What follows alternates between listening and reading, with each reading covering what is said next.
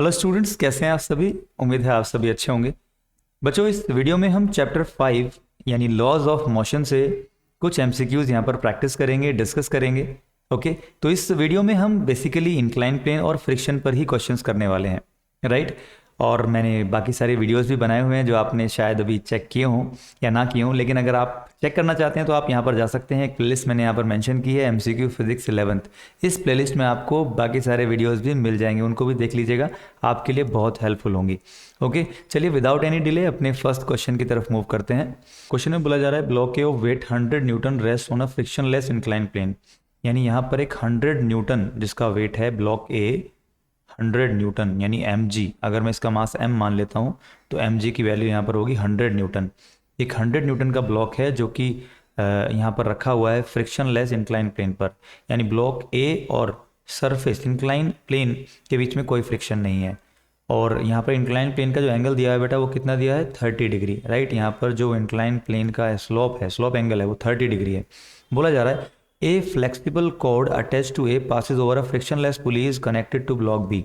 यानी यहाँ पर एक फ्लेक्सिबल कॉर्ड है, ये जो कॉर्ड है, एक रॉप है, ये यहाँ पर ए से बी पर कनेक्टेड है वाया अ पुली। यहाँ पर एक पुली है जो कि पुली भी कैसी है, फ्रिक्शनलेस पुली है बेटा, ठीक है। और यहाँ पर बोला जा रहा है कि ब्लॉक बी का जो वेट है कनेक्टेड टू ब्लॉक बी और वेट डब्ल्यू। यहाँ पर जो वेट है ये है डब्ल्यू, किसका, ब्लॉक बी का। यानी यहाँ पर डाउनवर्ड डायरेक्शन में वेट एक्ट करेगा जो कि है डब्ल्यू। बोल रहे हैं for what value of weight the system will be in equilibrium. Options यहाँ पर देख लीजिए, बोल रहे हैं कि डब्ल्यू की वैल्यू क्या हो, वेट की वैल्यू क्या हो कि सिस्टम इक्विलिब्रियम में आ जाए। सिस्टम इक्विलिब्रियम में होने का मतलब है कि इसका एक्सेलरेशन जीरो होना चाहिए, ब्लॉक बी का भी और ब्लॉक ए का भी एक्सेलरेशन जीरो होना चाहिए। देखिए, जब एक्सेलरेशन जीरो होता है तो अपोजिट फोर्सेस जो होते हैं वो एक दूसरे के इक्वल होते हैं। अगर हम ब्लॉक बी का भी एफ बनाएं या ब्लॉक बी को देखें तो आप यहाँ पर देखेंगे जो ऊपर की तरफ टेंशन आएगी away from the block B, वो टेंशन वेट के इक्वल होगी अगर एक्सेलरेशन जीरो है, राइट। तो हम लिख सकते हैं ना कि tension equals to W, right. Tension बेटा वेट ऑफ ब्लॉक बी के इक्वल होगी। और यहाँ पर अगर हम ब्लॉक ए को देखें तो यहाँ पर देखिए आप 100 न्यूटन है, इस पर टेंशन एक्ट करेगी अप द प्लेन, और ये टेंशन सेम होगी ना पूरी रॉप में यहाँ से यहाँ तक, तो टेंशन यहाँ पर एक्ट करेगी अप द प्लेन।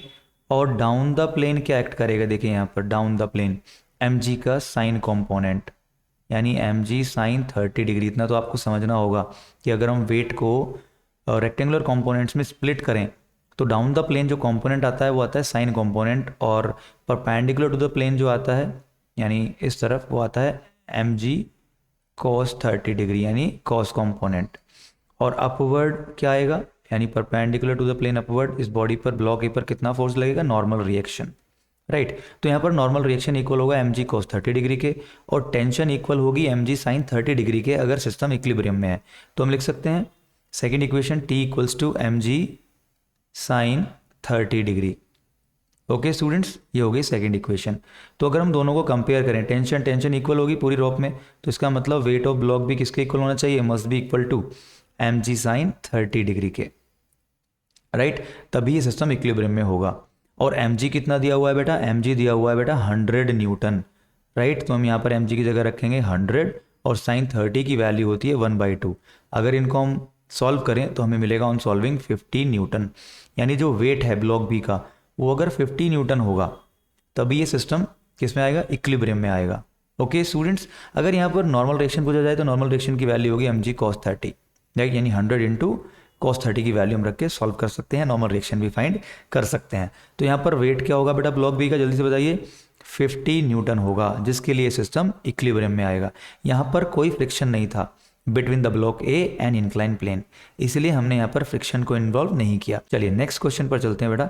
बोला जा रहा है a block slides down an incline plane of angle theta with coefficient of friction mu, then its acceleration will be. यहाँ पर देखिए एक ब्लॉक है जो कि एक इंक्लाइन प्लेन पर रखा हुआ है जिसमें एंगल ऑफ इंक्लिनेशन है थीटा बेटा, एंगल ऑफ इंक्लिनेशन है थीटा, और ब्लॉक और सरफेस के बीच में जो कोफिशिएंट ऑफ फ्रिक्शन है वो है म्यू, राइट। ये कह रहे हैं कि इसका जो एक्सेलरेशन होगा ब्लॉक का, जब ये नीचे की तरफ एक्सेलरेट करेगा तो उसकी वैल्यू क्या होगी, यहाँ पर फॉर्मूला क्या होगा ए का। तो हम समझ लेते हैं यहाँ पर कि एक्सेलरेशन का फॉर्मूला या एक्सेलरेशन का एक्सप्रेशन हम कैसे यहाँ पर ऑब्टेन करेंगे। तो देखिए अगर ब्लॉक का मास m है तो ब्लॉक पर डाउनवर्ड डायरेक्शन में यानी सेंटर ऑफ अर्थ की तरफ mg वेट एक्ट करेगा, कितना एक्ट करेगा, mg फोर्स एक्ट करेगा, जिसको हम वेट बोलते हैं, वेट ऑफ ब्लॉक। अब यहाँ पर इस तरफ और इस तरफ हम mg को स्प्लिट कर सकते हैं दो कंपोनेंट्स में। तो हमें पता है जो ब्लॉक का वेट है उसका एक sine component down the plane act करता है, क्योंकि यहाँ पर ये एंगल थीटा होता है बाई ज्योमेट्री। तो इस तरफ कौन सा कंपोनेंट आता है वेट का, mg cos थीटा, और डाउन द प्लेन कौन सा कंपोनेंट आता है, mg sin थीटा। अब mg sin थीटा ब्लॉक को डाउन द प्लेन मूव कराने की कोशिश करेगा, लेकिन अपवर्ड डायरेक्शन में आ जाएगा फ्रिक्शन, और जो कि इक्वल होता है म्यू आर के, और आर होता है यहाँ पर नॉर्मल रिएक्शन जो कि ब्लॉक पर अपवर्ड डायरेक्शन में लग रहा है सरफेस के द्वारा, आर। अब देखिए यहाँ पर ये जो ब्लॉक है ये सरफेस के परपेंडिकुलरली एक्सेलरेट नहीं कर रहा है, तो अगर ना तो ये सरफेस से ऊपर की तरफ जा रहा है ना नीचे की तरफ जा रहा है, मतलब परपेंडिकुलरली, तो इस केस में इस डायरेक्शन में कोई एक्सेलरेशन नहीं है। तो हम कह सकते हैं अगर perpendicular to the incline plane कोई एक्सेलरेशन नहीं है तो इसका मतलब नॉर्मल रिएक्शन जो है वो वेट के कोस कंपोनेंट के इक्वल है, यानी हम बोल सकते हैं R equals to mg cos theta. Okay students, अब देखिए अगर ब्लॉक डाउन द प्लेन जा रहा है इस डायरेक्शन में, एक्सेलरेट कर रहा है इवन ए एक्सेलरेशन से, तो इसका मतलब mg sin theta mu R से यानी फ्रिक्शन से ज़्यादा होगा, तभी तो एक्सेलरेट कर रहा है। और जितना ज़्यादा होगा mg sin theta mu R से, उतना ही उस पर नेट फोर्स लगेगा। अब नेट फोर्स कितना लगता है किसी बॉडी पर, अगर मान लीजिए कोई बॉडी ए एक्सेलरेशन से मूव कर रही है, उसका मास m है, तो उस पर नेट फोर्स लगता है ma। तो इस पर हमें पता चल गया है, हमें पता चल गया बेटा कितना नेट फोर्स लग रहा है, कितना नेट फोर्स लग रहा है, ma, यानी उसका मास और उसका एक्सेलरेशन, और वो वेक्टर सम है, यानी डिफरेंस है उन दो फोर्सेस का या उन फोर्सेस का जो उस पर लग रहे हैं उसी डायरेक्शन में या उसके अपोजिट। तो देखिए डाउन द प्लेन एक्ट कर रहा है mg sin थीटा, और डाउन द प्लेन ही ब्लॉक मूव कर रहा है, इसका मतलब mg sin थीटा ज़्यादा है, ग्रेटर है, किससे बेटा, फ्रिक्शन से, राइट। तो यानी ma होगा इक्वल किसके, mg sin theta minus f के। अब यहाँ पर हम वैल्यूज पुट कर देते हैं, mg sin theta minus friction की वैल्यू क्या बेटा, फ्रिक्शन की वैल्यू है म्यू आर, और आर हमें पता है according to first equation R की वैल्यू क्या होगी, आर की वैल्यू होगी mg cos थीटा। ये होगा mg sin theta minus mu mg cos theta. Okay, और इन दोनों का डिफरेंस इक्वल होगा नेट फोर्स के यानी ma के। अब यहाँ पर देखिए m कैंसिल हो जाएगा तीनों टर्म्स में से, और a की वैल्यू आएगी बेटा g sin theta minus mu g cos theta. Okay, अब यहाँ पर हम g कॉमन ले सकते हैं, हमने g कॉमन लिया, वैल्यू आ गई g sin theta minus mu cos theta. जो एक्सप्रेशन आया है इसको हम ऑप्शंस में फाइंड करते हैं। देखिए एक्सेलरेशन आया बेटा, acceleration of the block when it is moving down the plane, it is equal to g sin theta minus mu cos theta, यानी फर्स्ट ऑप्शन बेटा, फर्स्ट ऑप्शन बिल्कुल सही होगा यहाँ पर। ओके स्टूडेंट्स, तो चलिए मूव करते हैं अपने नेक्स्ट क्वेश्चन की तरफ। बोला जा रहा है बच्चों कि यहाँ पर दिया हुआ है एक इंक्लाइन प्लेन जिसका एंगल ऑफ इंक्लिनेशन है 30 डिग्री, यहाँ पर एक ब्लॉक रखा हुआ है, और यहाँ पर ब्लॉक का एक्सेलरेशन दिया है डाउन द प्लेन, कितना दिया हुआ है, a इक्वल्स टू g/4, यानी 1/4 of acceleration due to gravity, right students. और यहाँ पर हमें बताना है कोफिशिएंट ऑफ काइनेटिक फ्रिक्शन, यानी यहाँ पर ब्लॉक और सरफेस के बीच में कितना कोफिशिएंट ऑफ काइनेटिक फ्रिक्शन होगा, राइट। तो देखिए हमने यहाँ पर अभी जस्ट प्रीवियस क्वेश्चन में एक्सेलरेशन का फॉर्मूला ऑब्टेन किया था, क्या वैल्यू आई थी, a equals to g sin theta minus mu cos theta. Okay students, अब देखिए हमें यहाँ पर a गिवन है और थीटा गिवन है। थीटा कितना दिया हुआ है, थीटा दिया हुआ है बेटा 30 डिग्री, राइट। वैल्यूज पुट कर देते हैं, a के प्लेस पर हम रखेंगे g/4, एंड ये होगा g sin 30 minus mu cos 30। Okay students, यहाँ पर देखिए g से g कैंसिल होगा, ये बचेगा 1/4, एंड sin 30 की वैल्यू होगी 1/2 माइनस म्यू cos 30 की वैल्यू होगी √3/2।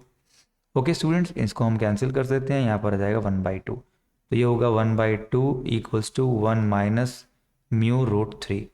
अगर हम इसको सॉल्व करते हैं तो बेटा, तो म्यू की वैल्यू यानी √3 की वैल्यू को हम रखेंगे यहाँ पर, इसको सॉल्व करेंगे तो म्यू की वैल्यू बेटा आएगी 0.289, राइट।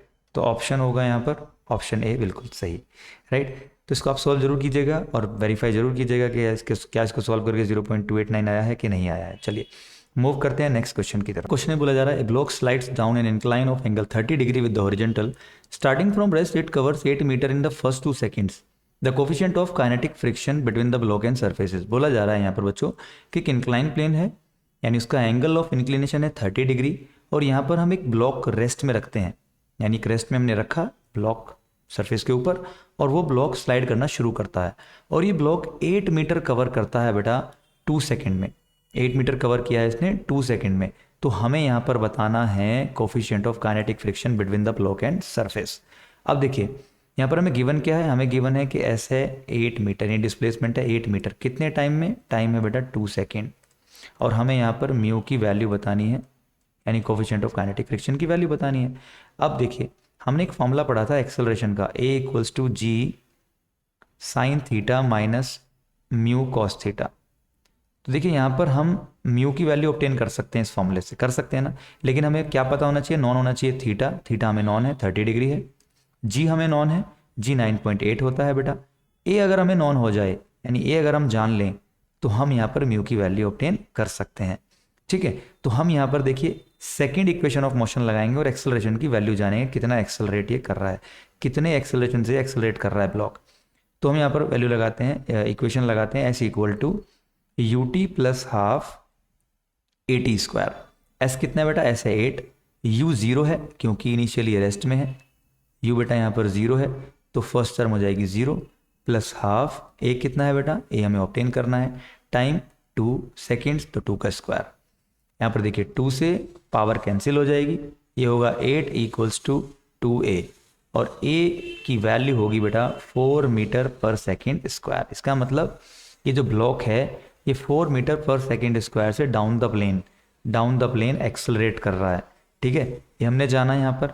अब हम a के प्लेस पर यहाँ पर इस इक्वेशन में वैल्यू रख देते हैं 4 equals to 9.8 sine 30 degree minus mu cos 30 degree.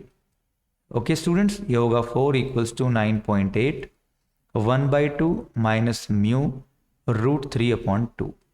अब इसको हम सॉल्व कर सकते हैं इजीली। अगर हम इसको सॉल्व करते हैं तो म्यू की वैल्यू जो हमें ऑब्टेन होगी बेटा वो होगी 0.11। ऑप्शंस में देखिए, यानी 0.11, यानी ऑप्शन सी बिल्कुल यहाँ पर सही होगा बच्चों।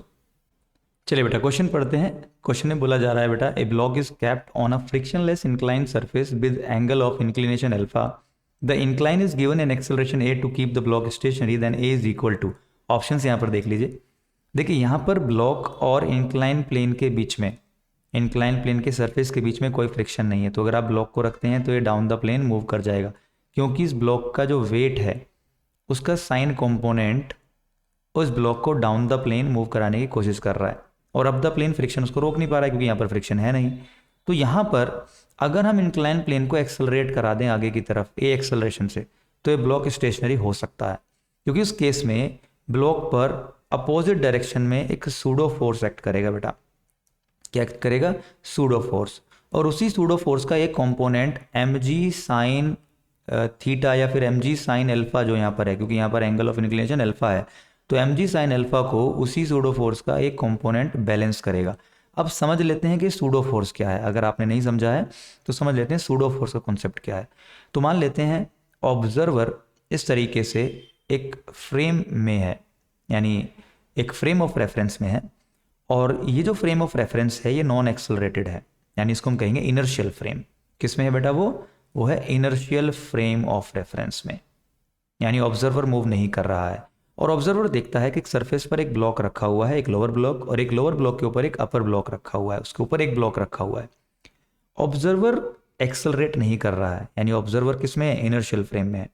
लेट सपोज जो लोअर ब्लॉक है उस पर एक फोर्स लगता है और लोअर ब्लॉक एक्सेलरेट करता है, मान लीजिए एक्सेलरेट करता है, तो क्या होगा, अपर ब्लॉक वहीं पर रह जाएगा और लोअर ब्लॉक मूव कर जाएगा। कितने फोर्स से मूव, कितने एक्सेलरेशन से मूव करेगा, वो ए एक्सेलरेशन से। तो अगर हमने मान लिया लोअर ब्लॉक का जो मास था वो m2 था, तो उस पर कितना फोर्स लगा होगा, उस पर लगा होगा F2 इक्वल्स टू m2a।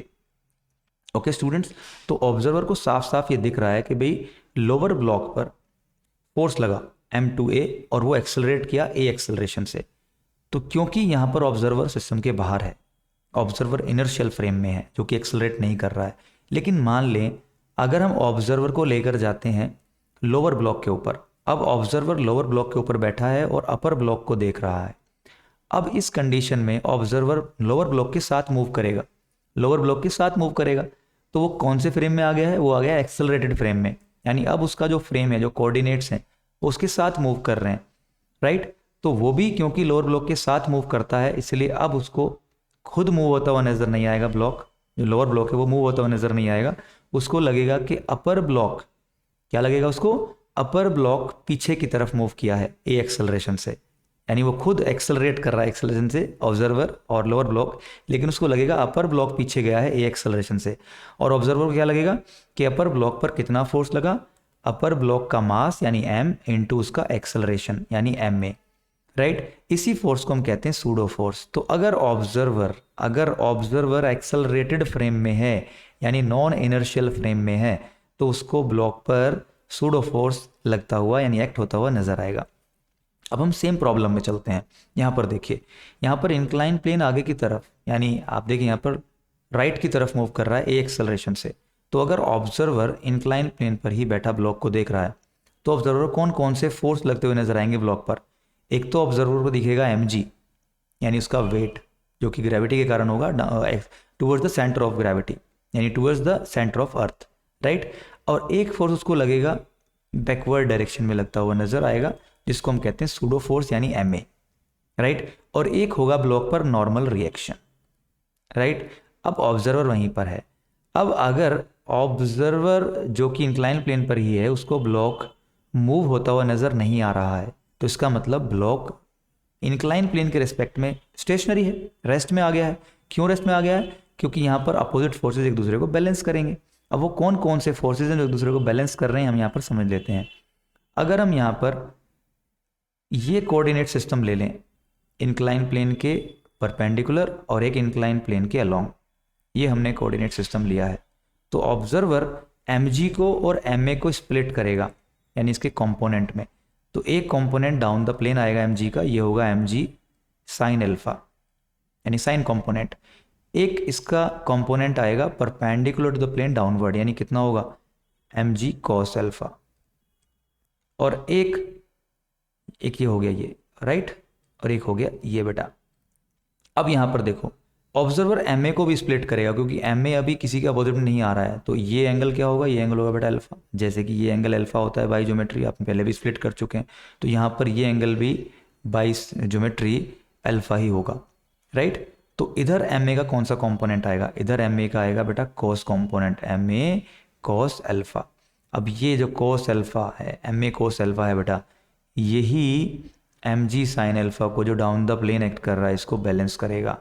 अगर ये दोनों इक्वल हो गए तो ब्लॉक इंक्लाइन प्लेन के रेस्पेक्ट में रेस्ट में आ जाएगा, राइट। अब देखिए ma का एक और कंपोनेंट भी तो आएगा, ma का इधर एक और कंपोनेंट आएगा, mg के कॉस कंपोनेंट के अलोंग इधर आ जाएगा एक कंपोनेंट, कितना, ma साइन अल्फा। अब यहाँ पर आप देख सकते हैं नॉर्मल रिएक्शन के अपोजिट आ गए हैं mg कॉस अल्फा और ma साइन अल्फा। कहने का मतलब ब्लॉक के वेट का कॉस कंपोनेंट और सूडो फोर्स का साइन कंपोनेंट आए हैं रिएक्शन के अपोजिट, यानी हम इसको भी लिख लेते हैं, ऑल तो इसका यहाँ पर कोई काम नहीं है। लेकिन अगर जानना चाहें नॉर्मल रिएक्शन कितना होगा, तो नॉर्मल रिएक्शन होगा बेटा mg cos alpha plus ma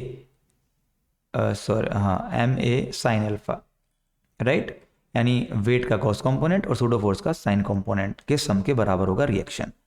अब अगर ब्लॉक स्टेशनरी है, तो डाउन द प्लेन और अप द प्लेन जो दोनों फोर्स लग रहे हैं वो इक्वल होंगे, यानी हम लिख सकते हैं ma कॉस अल्फा किसके इक्वल होगा बेटा, mg साइन अल्फा के, mg साइन अल्फा के, m से m कैंसिल, और a की वैल्यू क्या आएगी, a की वैल्यू आएगी बच्चों g sine alpha upon cos alpha, ठीक है। और sine alpha upon cos alpha क्या होता है बेटा, टेन अल्फा, तो ये होगा g टेन अल्फा। तो यहाँ पर एक्सेलरेशन की वैल्यू क्या आ जाती है, एक्सेलरेशन की वैल्यू आ जाती है g टेन अल्फा, किस कंडीशन के लिए, when the block is stationary with respect to incline plane. तो यहाँ पर ऑप्शन बी बिल्कुल सही होगा बेटा। उम्मीद है आपको क्वेश्चन समझ में आया होगा। चलिए नेक्स्ट क्वेश्चन की तरफ मूव करते हैं। A ball rolling on ice with velocity of 5.6 metre per second stops after travelling 8 metre if g equals to 9.8 metre per second square and coefficient of friction is. यहाँ पर बताना है coefficient of friction बताना है बेटा। ध्यान से देखिए, बॉल है, बॉल मूव कर रही है 5.6 मीटर पर सेकंड से, राइट, और 8 मीटर जाने के बाद ये स्टॉप हो जाती है, रुक जाती है, तो इसकी स्पीड कितनी हो जाएगी बेटा, 0 हो जाएगी। तो यहाँ पर हमें बताना है कि कोएफिशिएंट ऑफ फ्रिक्शन कितना होगा। तो देखिए समवेयर इन बिटवीन, जब इसका मोशन हो रहा होगा समवेयर इन बिटवीन, अगर हम कोई केस लें तो यहाँ पर हम देखेंगे कि फ्रिक्शन अपोजिट डायरेक्शन में यहाँ पर एक्ट कर रहा है, यानी F equals to mu R. ये फॉर्मूला आपने पढ़ा होगा, F equals to mu R. अब यही फ्रिक्शन जो है नेगेटिव एक्सेलरेशन प्रोड्यूस कर रहा है, तभी तो इसकी स्पीड कम हो रही है, राइट। तो यहाँ पर देख लेते हैं हम F कितना होगा, F होगा F equals to mu R. अब R की वैल्यू क्या होगी, यानी R होता है नॉर्मल रिएक्शन जो बॉल पर लग रहा है अपवर्ड डायरेक्शन में, R होगा यहाँ पर mg के इक्वल, यानी बॉल के वेट के इक्वल, क्योंकि बॉल वर्टिकल डायरेक्शन में कोई एक्सेलरेशन नहीं है बॉल का। तो यहाँ पर R हो जाएगा बेटा, R हो जाएगा mg, यानी वेट के इक्वल बॉल के। तो फ्रिक्शन क्या होगा, फ्रिक्शन होगा म्यू mg। बात समझ में आ रही है बेटा, फ्रिक्शन होगा म्यू mg। अब यही फ्रिक्शन यहाँ पर नेगेटिव एक्सेलरेशन प्रोड्यूस कर रहा है। कैसा एक्सेलरेशन, नेगेटिव एक्सेलरेशन बेटा। तो उस नेगेटिव एक्सेलरेशन की वैल्यू क्या होगी, अब देखिए एक्सेलरेशन होता है F अपॉन m, यानी न्यूटन के सेकंड लॉ में जो हमें मिलता है result F equals to m a, वहाँ से हो गया A equals to F by m। Friction कितना है, फ्रिक्शन है बेटा कितना, म्यू mg। और एक ऐसा फोर्स है, नेगेटिव फोर्स है, क्योंकि बॉल आगे जा रही है, फ्रिक्शन अपोजिट में एक्ट कर रहा है। तो ये हो जाएगा minus mu mg upon m। m से m कैंसिल हुआ बेटा, तो एक्सेलरेशन की वैल्यू कितनी आई, ये आई माइनस म्यू g, राइट। कैसा एक्सेलरेशन है, नेगेटिव एक्सेलरेशन है। ओके स्टूडेंट्स, तो अगर हम यहाँ पर a की वैल्यू फाइंड कर लें तो हम यहाँ पर म्यू की वैल्यू ऑब्टेन कर लेंगे, क्योंकि g होता है 9.8, g दिया हुआ है। अगर a मिल जाए कि a की वैल्यू क्या है तो हम यहाँ पर म्यू की वैल्यू कैलकुलेट कर सकते हैं, राइट। अब देखिए यहाँ पर अगर हम इक्वेशन ऑफ मोशन जो है, equation of motion, equation of uniformly accelerated motion, उसकी थर्ड इक्वेशन अप्लाई कर देते हैं। क्या होती है third equation, v square minus u square equals to 2as, right, ये होगी। तो यहाँ पर v क्या है बेटा, v तो 0 है, तो क्या हो जाएगा, ये हो जाएगा माइनस u कितना है 5.6, यानी 5.6 का square equals to 2 into a, और s कितना बेटा, s है 8 मीटर। तो ये होगा बेटा a इक्वल्स टू माइनस 5.6 का स्क्वायर अपॉन 16, यानी 8 इंटू 2 कितना होगा 16। अब देखिए ये आ गया है इक्वेशन थर्ड, इसको हम बोल देते हैं, इसको हम बोल देते हैं इक्वेशन सेकंड। अगर हम सेकंड और थर्ड को कंपेयर करें, दोनों ही एक्सेलरेशन है ना, कंपेयर करें तो हम यहाँ से म्यू की वैल्यू निकाल लेंगे। म्यू की वैल्यू क्या होगी, देखिए माइनस म्यू, जी की वैल्यू रखते हैं यहाँ पर, कितनी होती है 9.8। तो म्यू माइनस म्यू इंटू 9.8 किसके इक्वल होगा, माइनस 5.6 का स्क्वायर अपॉन 16 के। अगर हम इसको सॉल्व करें, माइनस से माइनस कैंसिल हुआ, म्यू की वैल्यू बेटा कितनी आएगी, 0.2 आएगी। आप इसको सॉल्व कर लीजिएगा, सॉल्व करके आप पाएंगे कि म्यू की वैल्यू कितनी आती है, 0.2 आती है। तो यहाँ पर ऑप्शन बी बिल्कुल बेटा सही होगा। चलिए नेक्स्ट क्वेश्चन की तरफ मूव करते हैं। नेक्स्ट क्वेश्चन है, which of the following is a self adjusting force. यहाँ पर बोला जा रहा है kinetic friction, limiting friction, static friction और ऑल द थ्री। तो देखिए स्टैटिक फ्रिक्शन क्या होता है, लिमिटिंग फ्रिक्शन क्या होता है, काइनेटिक फ्रिक्शन क्या होता है, हम समझ लेते हैं।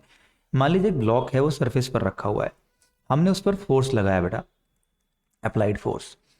तो अगर ये ब्लॉक मूव नहीं करता है फोर्स लगाने पर भी, इसका मतलब कि इस डायरेक्शन में अप्लाइड फोर्स के अपोजिट डायरेक्शन में एक फ्रिक्शन एक्ट कर रहा है, फ्रिक्शनल फोर्स, जो इसको मूव होने से रोक रहा है।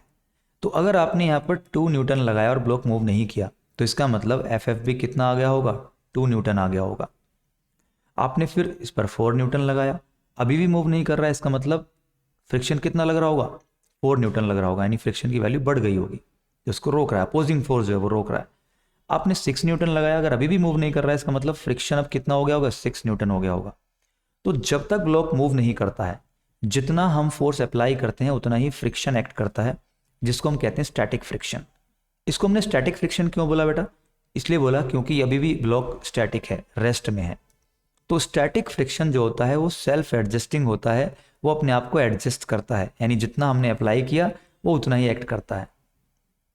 ओके स्टूडेंट्स, अगर ब्लॉक मूव करना शुरू कर दे, लेट्स से हमने कुछ फोर्स लगाया, ब्लॉक मूव करना शुरू कर दिया है, लेट्स से हमने लगाया 8 न्यूटन, अब अगर ये ब्लॉक मूव कर रहा है तो अब जो फ्रिक्शन लगेगा बेटा वो काइनेटिक फ्रिक्शन होगा।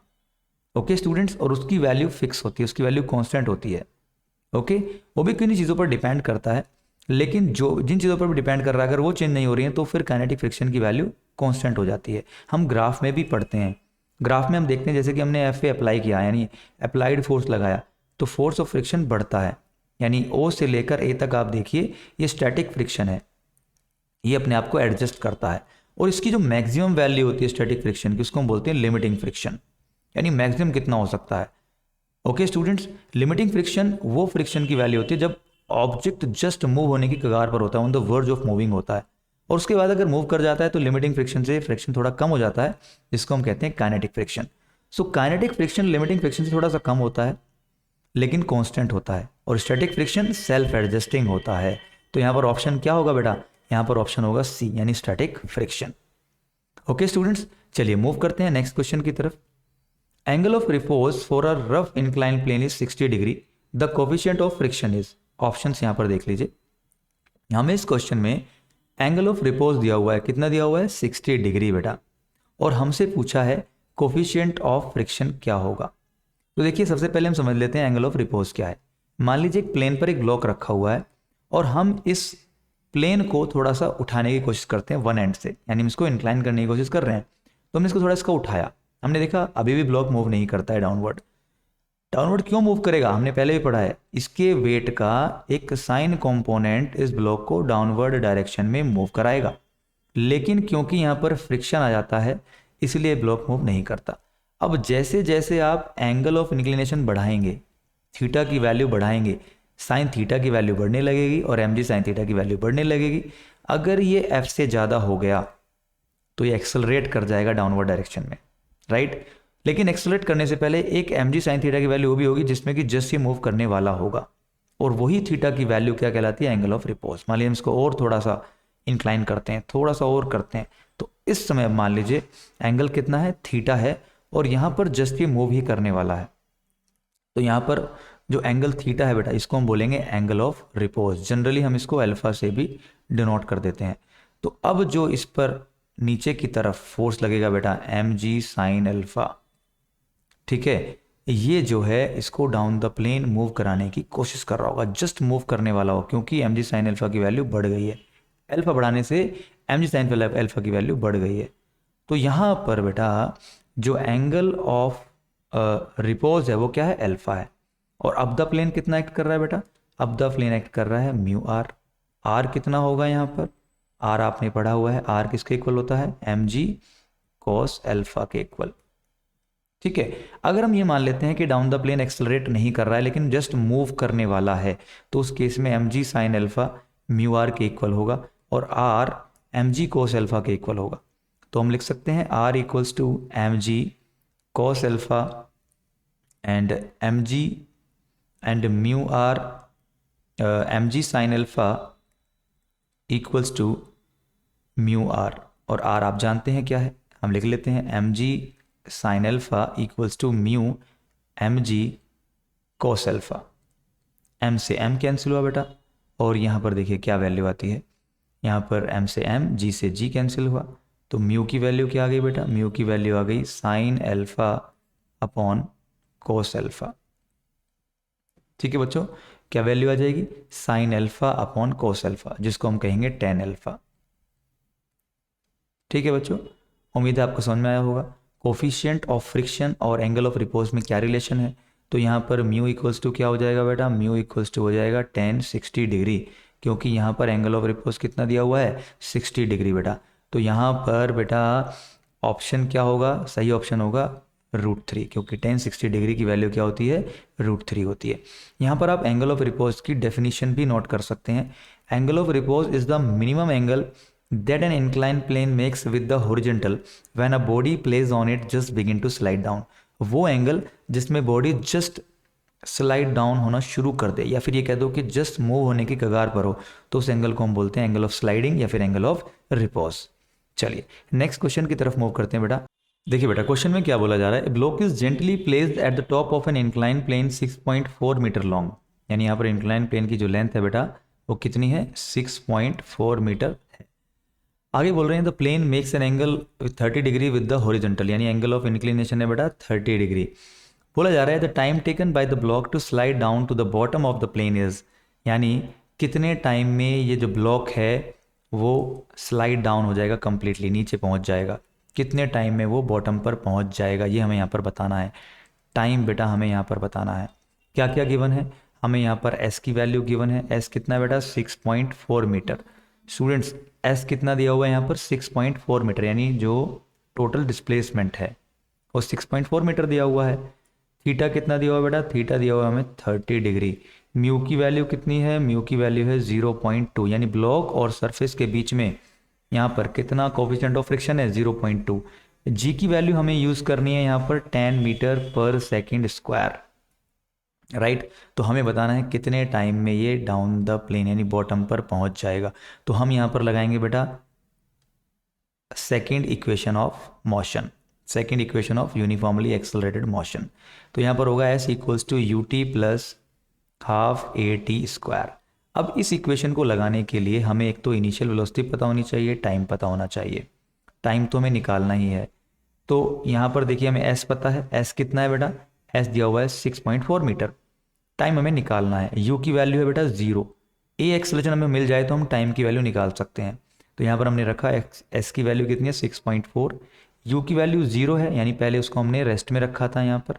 तो u की वैल्यू कितनी हो गई बेटा, इनिशियली 0 हो गई है, तो फर्स्ट टर्म हो जाएगी यहाँ पर 0। ये होगा हाफ a।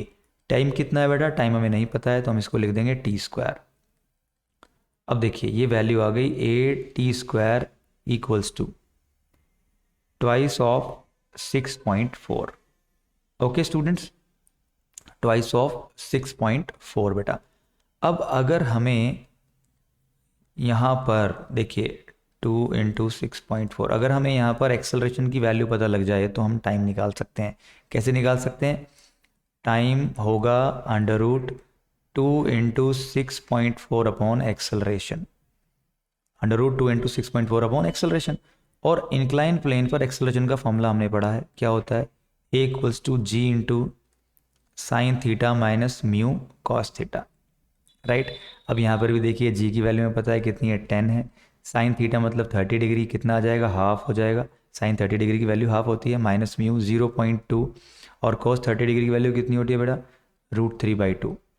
ओके स्टूडेंट्स, तो इसको हम सॉल्व करेंगे। ये आएगा देखिए 10 इंटू 1/2 माइनस ये कितना हो जाएगा स्टूडेंट्स, ये हो जाएगा 0.2 को अगर हम 2 से कैंसिल करें कितना आ जाएगा 0.1।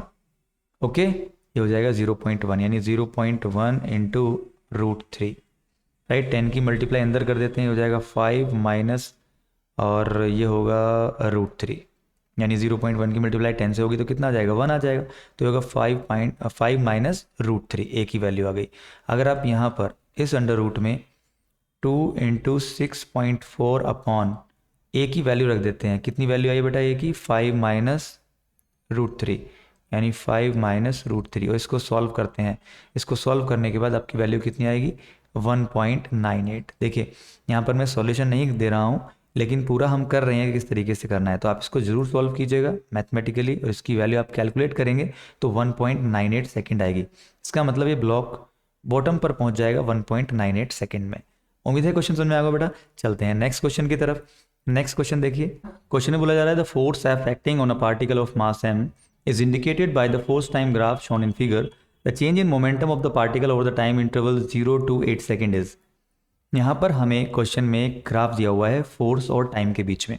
बोला जा रहा है एक पार्टिकल पर फोर्स लग रहा है जो समय के साथ चेंज होता है।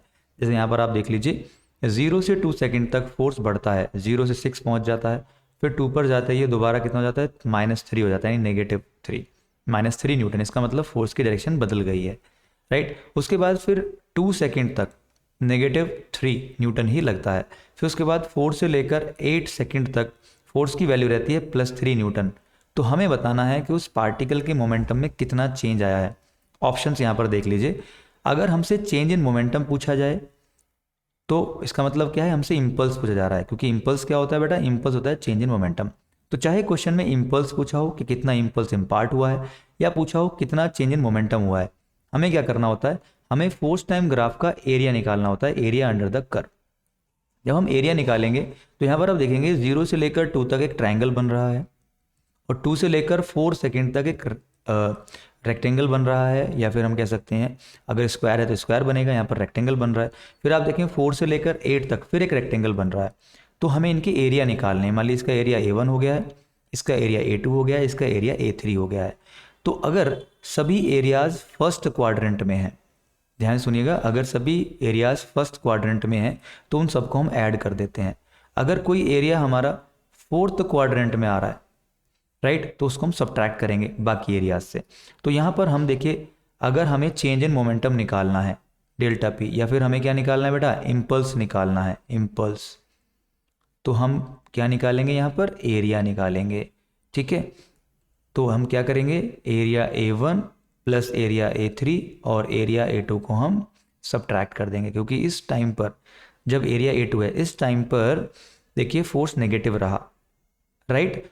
तो इसका रीज़न है, जब आप डिटेल में इस टॉपिक को पढ़ते हैं तब ये चीज़ क्लियर होती है, अदरवाइज आप शॉर्ट में ही समझ लीजिए कि फर्स्ट क्वाड्रेंट के एरियाज़ को आपको ऐड करना है, फोर्थ क्वाड्रेंट के एरियाज़ को आपको सब्ट्रैक्ट कर देना है, तो आपको मिल जाएगा चेंज इन मोमेंटम या फिर इम्पल्स। किस ग्राफ से, फोर्स टाइम ग्राफ से, ये भी आप ध्यान रखें, राइट। तो हमने यहाँ पर एरिया निकाला A1, A1 कितना आएगा बेटा, बताइए, क्या फॉर्मूला होता है ट्रायंगल के एरिया का, यानी half into base into height. Base कितना है बेटा, ये डिफरेंस देखिए, 0 से लेकर 2 यानी 2 माइनस 0 कितना होगा 2, इंटू हाइट कितना है बेटा, हाइट है 6 न्यूटन यानी 6। फिर हमने ऐड किया, यानी थर्ड एरिया 3 निकालना है हमें, A3 निकालना है, एरिया ऑफ रेक्टेंगल। तो इसकी विड्थ कितनी है बेटा, या फिर लेंथ कितनी है, लेंथ कितनी हो गई, ये 8 है और ये 4 है, तो लेंथ कितनी हो जाएगी, 8 माइनस 4 यानी 4 हो जाएगी। कितना होगा बेटा, ये होगा 8 माइनस 4 यानी 4। तो हम यहाँ पर लिखेंगे 4 इंटू, और इसकी विड्थ कितनी है, विड्थ है 3 यानी 0 से लेकर 3 न्यूटन। आप देख पा रहे हैं यहाँ पर ये, राइट, ये जो है ये कितना हो गया बेटा, 3 हो गया, तो हो जाएगा 4 इंटू 3। फिर माइनस हम करेंगे A2 का एरिया निकालेंगे। A2 की आप देखिए विड्थ कितनी है बेटा, 3। आप देखेंगे नेगेटिव एक्सेस पर कितना आ रहा है, -3 आ रहा है, लेकिन माइनस नहीं लेंगे क्योंकि हमने ऑलरेडी यहाँ पर माइनस ले लिया है, राइट। तो हम लेंगे 3, तो जाएगा 3 इंटू लेंथ कितनी है, देखिए 4 है यहाँ पर 2 है, तो 4 माइनस 2 हो जाएगा बेटा, ये हो जाएगा 4 माइनस 2, विड्थ आ जाएगी, लेंथ आ जाएगी सॉरी, ये हो जाएगा 3 इंटू 2, राइट। 2 से 2 कैंसिल, कितना होगा 6 प्लस 12 माइनस 6, 6 से 6 कैंसिल हुआ, कितना है बेटा 12, क्या होगा बेटा 12 न्यूटन सेकेंड, राइट। ऑप्शंस देखिए, ऑप्शन बी बिल्कुल सही होगा बेटा, 12 न्यूटन सेकेंड। इस वीडियो में सिर्फ इतना ही बेटा, मिलेंगे नेक्स्ट वीडियो में नेक्स्ट इंपॉर्टेंट MCQs के साथ। तब तक आप इसी तरह पढ़ते रहिए, अच्छा स्कोर करते रहिए और प्रैक्टिस करते रहिए। थैंक्स फॉर वॉचिंग, जय हिंद।